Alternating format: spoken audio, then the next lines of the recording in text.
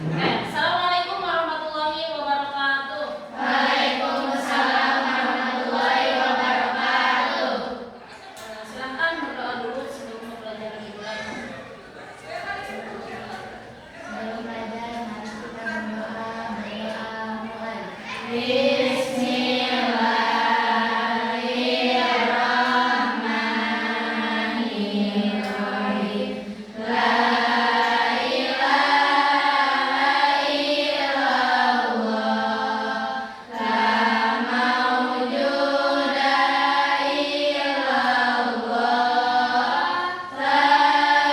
illallah, la ilaha illallah, la matluba illallah,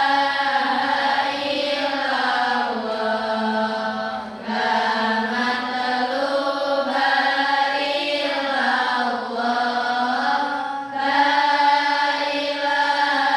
ilaha illallah, la maqsuda illallah. Bismillahirrahmanirrahim. La haula wala quwwata illa billah. Astaghfirullahaladzim, astaghfirullahaladzim, astaghfirullahaladzim, wa atubu ilaihi. Rabbi shrah li sadri wa yassir li amri wahlul 'uqdatam min lisani yafqahu qawli. Fatahu ya alim. Rabbi zidni ilman warzuqni fahman bi rahmatika ya arhamar rahimin. Assalamualaikum warahmatullahi wabarakatuh. Waalaikumsalam warahmatullahi wabarakatuh. Selamat pagi semuanya. Pagi. Sebelum pelajaran di absen terlebih dahulu. Tanggal 17. Aida Nur Sofia, Alfia Salsabila, Alvina Puspita, Alika Putri, Alika Agustina, Aufa, Cika Nuraini, Elsa Triani, Ismayanti, Risna Anggraini, Mia Anggraini, Neng Alia, Nepi, Putri Nurfia, Putri Siva Nabila, Reisa Almaida, Riani Nuraini, Salwa Alawiyah, Santi Susilawati, Siti Isnawati, Siti Wairunisa Sabila, Siti Maimunah, Siti Nur Aziza, Salma Alawiyah. Semuanya masuk ya? Gimana kabarnya, sehat? Alhamdulillah. Tetap semangat. Allahu Akbar. Sebelum memulai pembelajaran, biar tambah semangat dan Ibu ingin mengetes apakah kalian sudah siap belajar ataupun belum.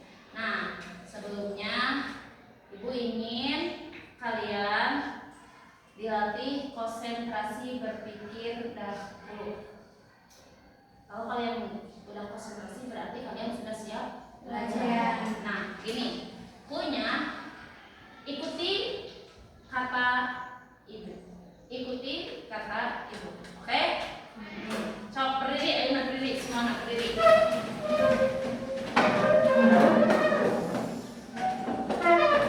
Berdiri semua.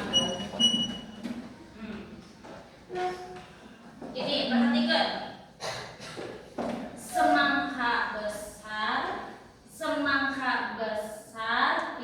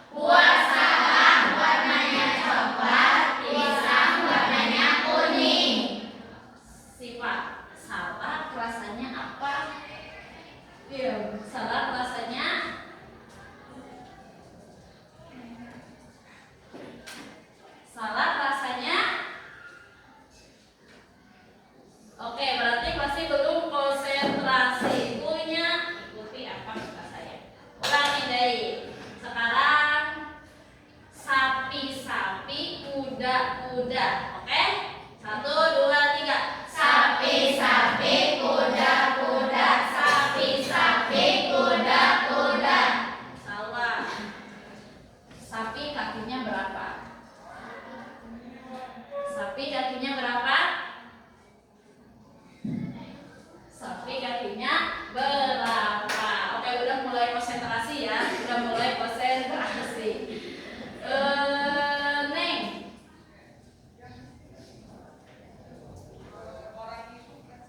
main. Udah kakinya berapa? Belum konsentrasi. Udah kakinya Berapa? Udah kakinya Berapa? Udah kakinya berapa? Ulangi deh. Burung terbang, ikan berenang. Burung terbang, ikan berenang. 1, 2, 3. Burung terbang, ikan berenang. Burung terbang, ikan berenang. Nia, burung terbangnya pakai apa? Burung terbangnya pakai apa? Benar? Benar. Raisa, ikan bernapas pakai apa? Oke, berarti semuanya udah konsentrasi. Duduk. Oke. Kita lanjut ke pelajaran modul 3 SMP fase D tentang coding dan kecerdasan artifisial sama etika dan risiko kecerdasan artifisial. Tujuan pembelajaran dari adanya kecerdasan artifisial dan coding, etika dan risiko kecerdasan artifisial. 1. Peserta didik mampu mendefinisikan konsep KA generatif. 2. Peserta didik mampu menjelaskan kualitas data dalam KA. 3. Peserta didik mampu menerapkan KA generatif pada kehidupan sehari-hari. 4. Peserta didik mampu menerapkan etika dan risiko penggunaan KA generatif. 5. Peserta didik mampu menganalisis konten deepfake. Tadi konten deepfake itu apa? Konten palsu, ya, hoax, ya. Kesepakatan belajar kali ini. 1. Hadir tepat waktu. Tadi hadir tepat waktu? Hadir. Oke, yang kedua, ponsel modeling, ya. Ponsel modeling, jangan ada yang mengaktifkan ponsel. 3. Saling menghormati. 4. Aktif dan pembelajaran. 5. Menjaga kebersihan. Udah bersih kelasnya? Udah. Next, lanjut. Oke, langsung saja ke materi kecerdasan artifisial generatif.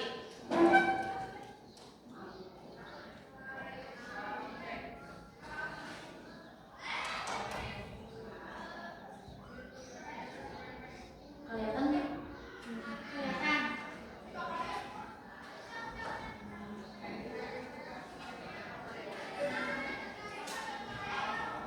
Oke. Kecerdasan artifisial atau artificial intelligence adalah konsep luas tentang mesin yang bisa melakukan tugas-tugas yang biasanya membutuhkan kecerdasan manusia, seperti memahami bahasa, merencanakan, bermain catur, dan sebagainya. 2. Pembelajaran mesin atau machine learning adalah salah satu cabang atau pendekatan di dalam KA yang memungkinkan mesin belajar dari data tanpa diprogram secara eksplisit. Saat ini pembelajaran mesin populer karena ketersediaan data yang cukup besar dan mudah untuk diperoleh. 3. Perbedaan machine learning dan deep learning adalah bahwa deep learning membutuhkan lebih banyak data atau biasa disebut dengan big data dibandingkan dengan algoritma machine learning lainnya. Namun, deep learning mampu melakukan pembelajaran yang lebih kompleks dan toleransi kesalahan data yang lebih longgar dibandingkan algoritma machine learning. Selanjutnya, deep learning itu berkembang menjadi KA generatif atau generative AI, yaitu model deep learning yang dihasilkan dari pembelajaran data yang besar, big data, yang mampu menghasilkan konten baru. Konten tersebut bisa berupa teks, bisa berupa gambar, dan bisa berupa yang lainnya. Beberapa contoh dari KA generatif itu ada ChatGPT, Gemini, ataupun lain sebagainya. Kalian sudah pernah menggunakan ChatGPT untuk membuat konten ataupun searching pakai apa sih? Gemini AI, Google Gemini. Nah, sekarang lagi viral banget ya, di mana foto-foto itu ada yang diedit. Contoh, kita foto sendiri.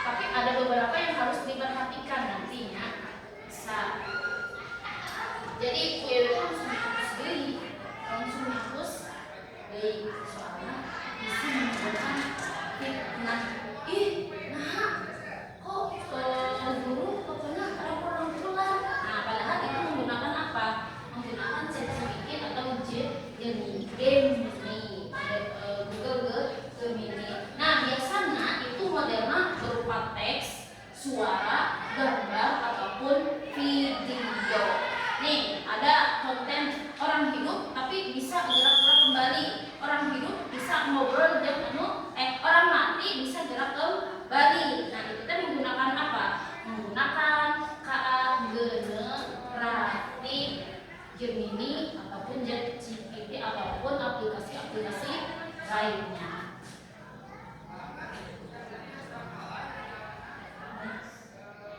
Oke. Nah, teknologi KA generatif merupakan bagian dari teknologi KA yang berbasis pembelajaran mesin. Jadi semuanya diolah sama mesin. Tepatnya sebagai bagian dari deep learning yang mampu menciptakan konten baru seperti teks, gambar, suara ataupun video. Kenapa sekarang Google bisa menghasilkan gambar yang kita cari atau menghasilkan video yang kita cari? Kenapa sih? Kalian pernah berpikir seperti itu nggak? Oh Google, padahal dia itu bukan manusia, tapi kok punya suara, tapi kok punya gambar? Google aja manusia, pintaran mana? Hah? Manusia Google? Manusia Google? Manusia. Kecerdasan Google itu timbul dari adanya kecerdasan dari manusia. Google itu hanya sistemnya, atau tidak ada manusia. Gak bakal ada Google. Tapi kenapa lebih pintaran Google gitu kan? Karena memiliki data, ya, memiliki data. Data dimasukkan besar ke manusia. Oke, lanjut. Contoh sistem KA generatif itu ada ChatGPT, ada Copilot, ada DeepSeek, ada Gemini Google, Word, LA, Midjourney, Sora, dan lain-lainnya. Banyak sekali aplikasi-aplikasi yang dibuat teknologi KA. Nah, pembentukan pembelajaran mesin. Nah, kalian harus memahami bahwa Google itu kan menghasilkan gambar, bahwa Google itu kan menghasilkan suara, Google itu kan menghasilkan apa sih? Video. Nah, gini cara sistem pembelajarannya. Tahapan pelatihan model. Pertama, teknologi KA yang ada dalam setiap sistem KA pada dasarnya berupa file. Ya, berupa file. Contoh kita des kan setiap hari sok cetak gitu kan. Itu teh di apa? Direkam ternyata oleh aplikasi. File ataupun gambar video kita, foto kita. Nah, itu teh direkam sama Google. Makanya ada apa? File Google. Ada nggak di HP kalian? Google File. Nah itu makanya si Google teh bisa melampirkan apa saja yang kalian searching. Itu ada apa?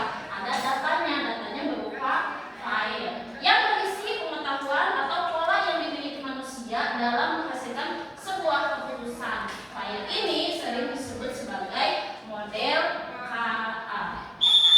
Next. Nah, gini. Pertama ada data latih. Data latih itu berarti data yang dimiliki oleh kita, entah itu foto ataupun teks ataupun dalam bentuk yang lainnya. Terus diproses, ya, diproses terus terakhir datanya ada 3. Ada data input, proses, terus output.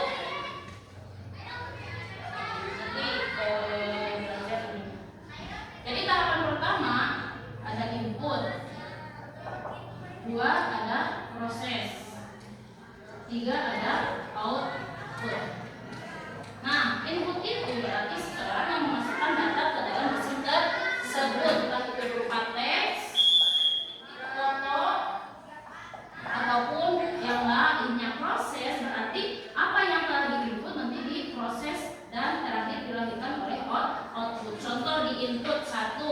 Kalian biasanya searching naon di Google? Searching naon? Searching apa? Biasanya pidato. Contoh teks, pidato, bahasa Inggris misalnya. Nah, di sini input pengolahan data, terus diproses. Nah, si proses ini sedang mencari data yang di input, lalu terakhir muncul berikut beberapa teks pidato yang menggunakan bahasa Inggris. Nah, si proses ini itu dari mana? dari manusia sendiri. Ada yang memasukkan, bukan harus Google ya. Nah, contoh di sini contoh alur penggunaan model KA generatif. Teknologi KA generatif juga dapat menghasilkan rangkaian atau sekelompok nilai ataupun konten. Model pertama, masukkan. Contoh masukkan, gambarkan kucing berbulu merah sedang marah. Nah, model kedua ini namanya proses. Proses ini input. Pembuatan gambar di dia karena loading. Nah, hasilnya output. Bahkan ada keluar kucing. Sesuai enggak? Gambarkan kucing berbulu merah. Ini berbulu merah oranye-orange sedang marah. Ekspresinya menggambarkan sedang marah enggak? Nah, itu bagaimana cara alur penggunaan model KA.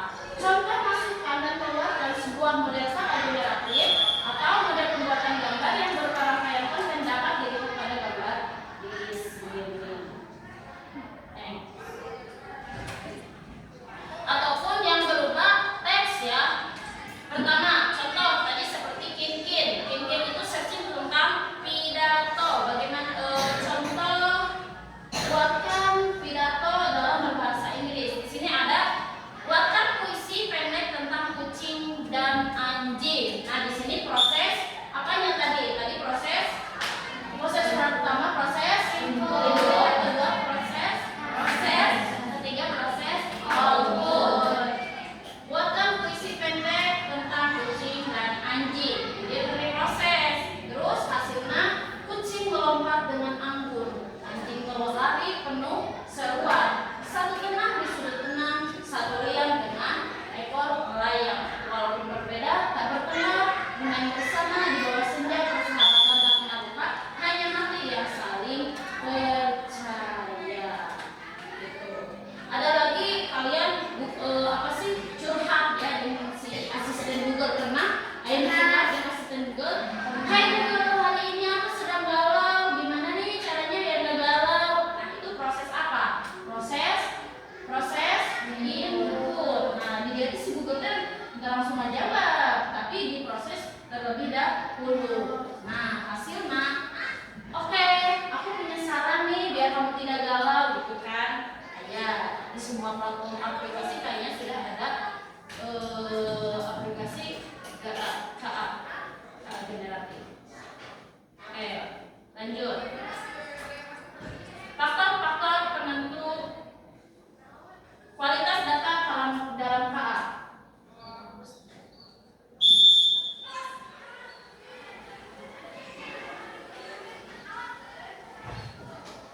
Dalam pengembangan sistem KA, kualitas data memiliki peran yang sangat penting. Jadi yang memiliki peran itu siapa? Bukan Google, tapi manusia. Ya, data berfungsi sebagai pondasi utama dalam pelatihan model KA. Sehingga model canggih sekalipun tidak akan memberikan hasil yang optimal tanpa dukungan data yang akurat, relevan, dan representatif. 2. Dataset merupakan kumpulan data yang digunakan untuk melatih, menguji, dan memvalidasi model KA dan dapat terdiri dari atas berbagai jenis seperti teks, gambar, angka, hingga suara. Dataset yang berkualitas buruk dapat menyebabkan model memberikan hasil yang tidak akurat atau bias, sementara dataset yang berkualitas baik dapat meningkatkan performa dan generasi model. Nanti kita membuat data ya.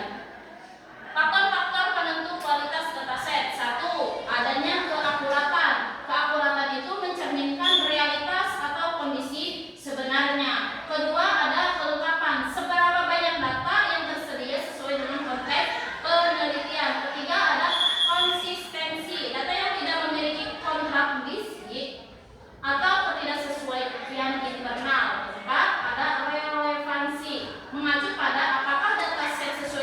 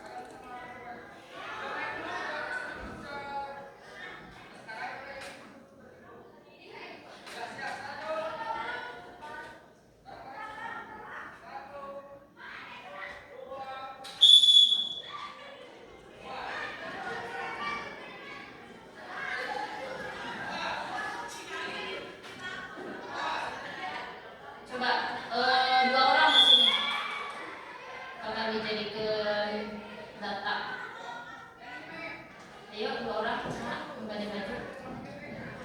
Nah di sini di machine learning ya teachable machine itu bagaimana si aplikasi ya membuat input output ataupun proses. Oke gambar aja.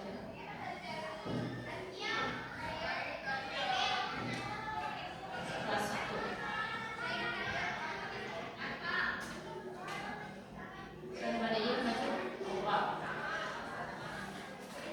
Coba kelas 2 Jim. Coba. Enggak, satu-satu. Ini bagaimana cara si Google memberikan jawaban ya. Satu adanya pengambilan data. Nah, pengambilan data bisa menggunakan teachable machine. Pak. Senyum.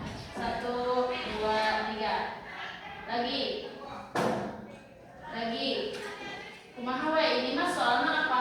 Lagi membuat data. Nanti misal kalian searching gambar alfa misal. Nah, itu tuh pembuatannya di sini sebelum adanya apa?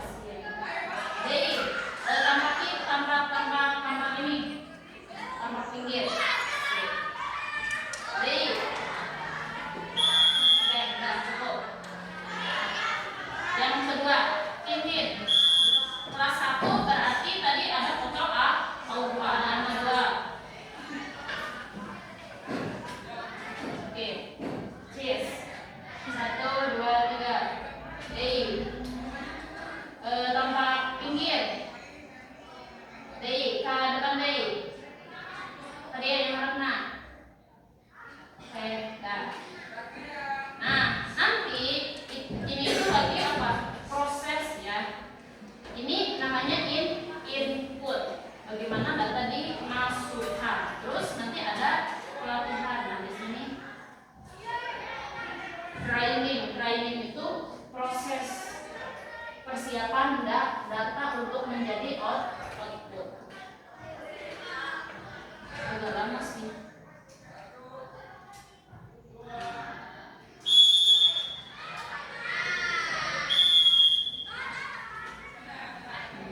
Ini lagi proses si datanya deh.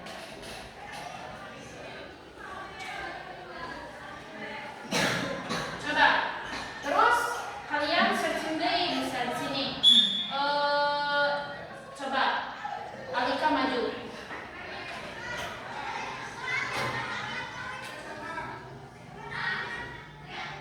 Alika maju di sini. Apakah ini data masuk ke alfa ataupun mungkin? Ternyata lebih ke alfa. Nah, bisa jadi nanti misal di Google teh kalian teh cari foto di mana sih bentuk gambar dari alfa. Misalkan alfa itu jadi artis terkenal sehingga orang-orang teh yang ngefans teh mencari foto si alfa. Nah, di sini inputnya tadi di sini, tapi ini bukan alfa. Berarti ada data yang kurang. Nah, oke, ternyata miripnya kalau di alfa ini, karena seberapa persen ini? Hampir berapa persen? Ya, belum. Coba alfa maju deh, Kak.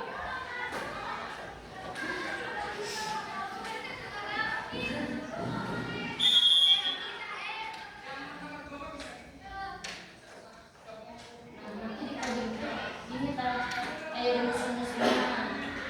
Kalian pernah mengajar program? Header itu semua rumusnya bisa membobol kolom negara, bisa membobol doang di Palestina. Hari kan kenapa drone di Palestina mah drone Israel mah apa sih nembak ke Palestina kan kenapa bisa balik lagi? Karena di sini ada bom lagi. Nah, dia kayak rumus. Jadi data itu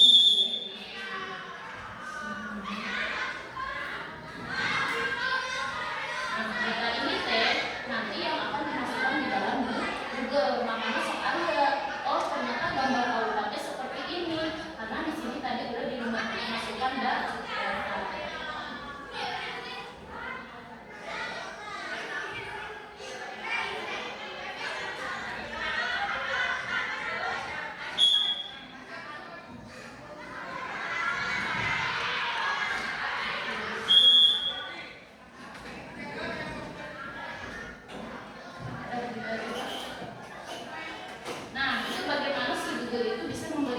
membuat jawaban. Jadi prosesnya seperti ini.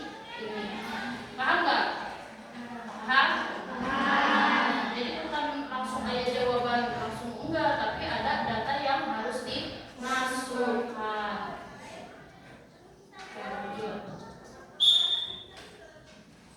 Nah, implementasi KA generatif. Jadi KA kecerdasan artifisial itu satu buat apa sih? Ada buat industri kreatif dan desain. Nah, contoh aplikasinya menggunakan DALL-E, Midjourney untuk membuat desain visual. Nanti ya kalian misal ya cita-citanya jadi arsitektur ataupun desain fashion designer ya, desainer fashion. Nah, kalian bisa menggunakan aplikasi menggunakan AI seperti Midjourney untuk membuat desain visual. Kedua, industri teks dan jurnalistik bisa menggunakan ChatGPT untuk menulis artikel, ringkasan berita ataupun konten blog. Misalnya kalian jadi konten kreator, kalian itu bingung ya kata-katanya di mana, bisa lari ke aplikasi ChatGPT, buatkan kata-kata konten apa gitu. Nah itu kan nanti akan ada ya kata-katanya seperti ini.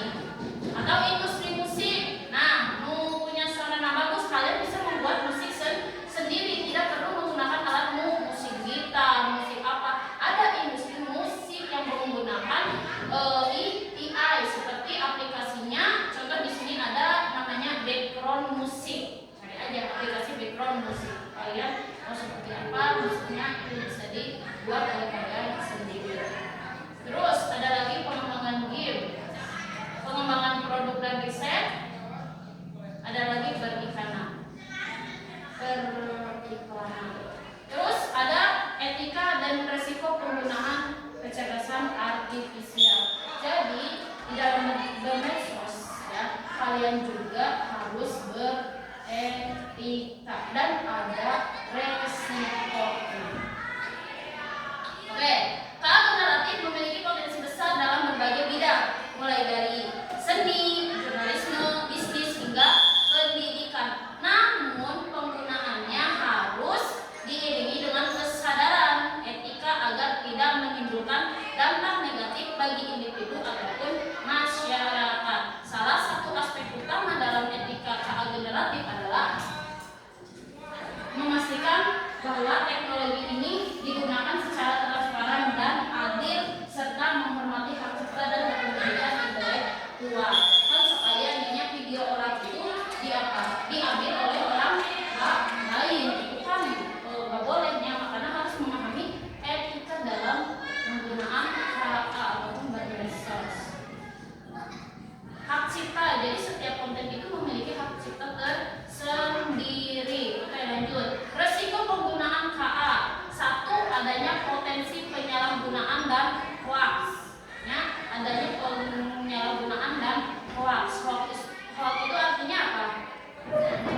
Tidak benar ataupun berbohong. Dengan kemampuan KA generatif untuk konten yang sangat mirip dengan aslinya, berbagai pihak dapat memanfaatkan untuk tujuan yang tidak etis seperti memanipulasi informasi, penipuan dan propaganda. Kita itu contoh kemarin ayana DPR gitu kan, itu ternyata banyak sekali konten-konten video hoax-nya. Siapa sih ketua DPR itu, siapa namanya? Ketua DPR siapa? Puan Maharani ya. Terus Menteri Keuangan siapa? Sri Mulyani. Kan Ibu Sri Mulyani itu bilang guru itu adalah beban negara di video nanti. Ternyata pada kenyataannya Menteri Ibu Sri Mulyani tidak bilang seperti itu, tapi aya naon? Aya nu manipulasi, aya nu edit deui bahwa Sri Mulyani teh bilang bahwa guru itu beban negara. Makanya aya nanti Sri Mulyani teh diungsurkeun mengundurkan diri gara-gara konten itu. Padahal kenyataannya tidak. Itu makanya bahaya pisan. Karena kalian harus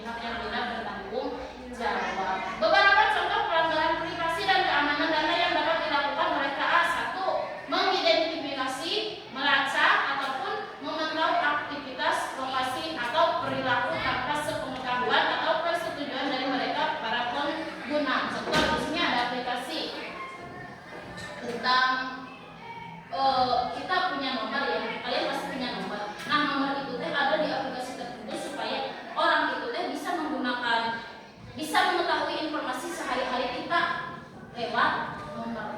Ayo sekarang aplikasinya, makanya kalian jangan memberikan nomor ke sembarang orang. Di sini dilacak setiap harinya kita tuh tahu oh si Alika teh berieu penggunaan ponsel. Oh ternyata keseharian sinet kita seperti ini. Itu bisa dilacak seperti itu. Oke lanjut. Nah ini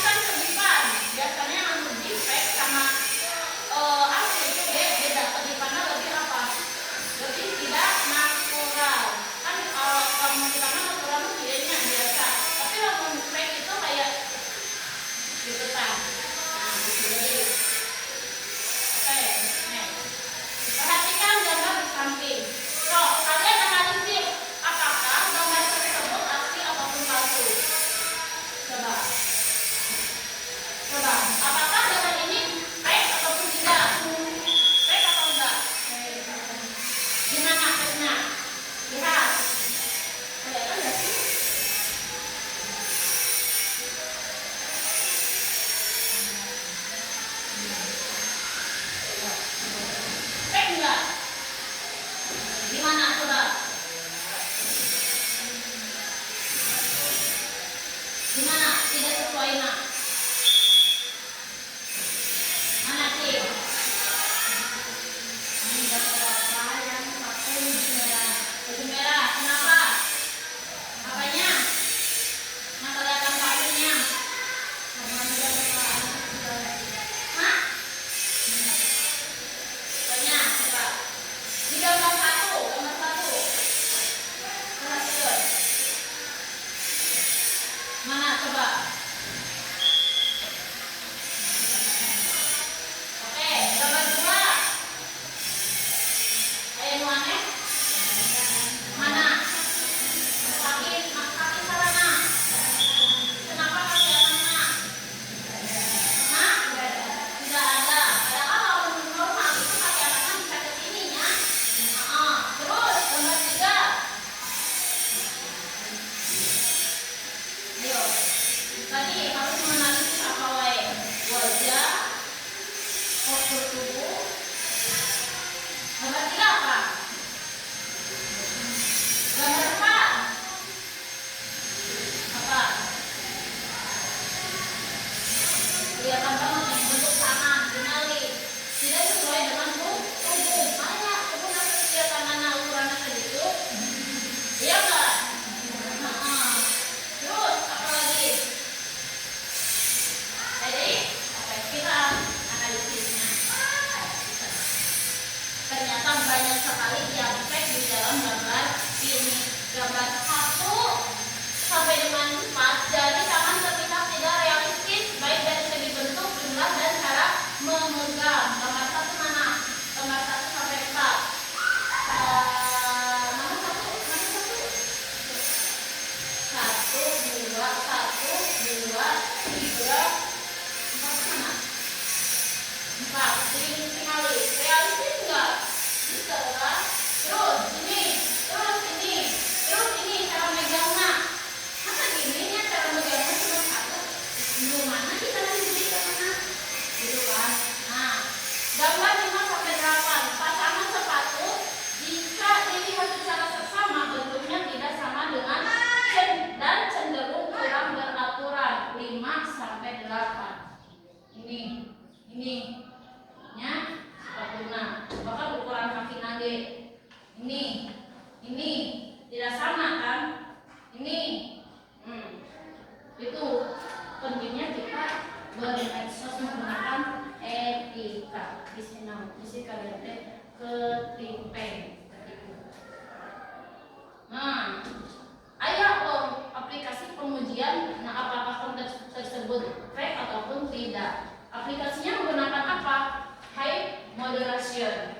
Nah, hasilnya ternyata foto ini itu 99,5% menandakan konten tersebut palsu ataupun fake. Nah, karena kalian ketika percaya dengan medsos, kalian bisa untuk memuatkan apakah ini konten palsu ataupun tidak, bisa kalian lari ke aplikasi high moderation, ya, supaya kalian tidak tertipu. Terus, ataupun it is AI, aplikasi it is AI yang menandakan konten tersebut palsu atau fake, gitu. Nah, coba analisis gambar secara manual dengan pengamatan visual. Apakah kalau gambar